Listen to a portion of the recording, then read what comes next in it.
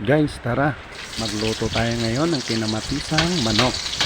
Una pong gawin natin, mag-isa tayo ng sibuyas at saka po bawang. Isunod na din po natin ang luya. Pagkatapos po nun, isunod na din po natin ang kamatis. Haluin lang po natin. Pagkatapos po nun, ilagay po natin ang karneng manok. Halo-halo lang po. Lagyan po natin ng Knorr chicken cube, paminta, at saka po patis. Haluin na po natin. Lagyan po natin ng tubig. Takpan po natin. Antayin po natin kumulo. Nung kumulo na po at lumambot na po ang karneng manok, tikman po natin kung tama na ang lasa. Kung kulang pa po, dagdagan po natin ng konting asin. Haluin na po natin. Ilagay na po natin ang pechay. Isunod na din po natin ang siling haba.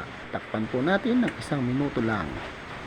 Pagkaraan po ng 1 minuto, ayan na po, luto na po ang ating kinamatisang manok.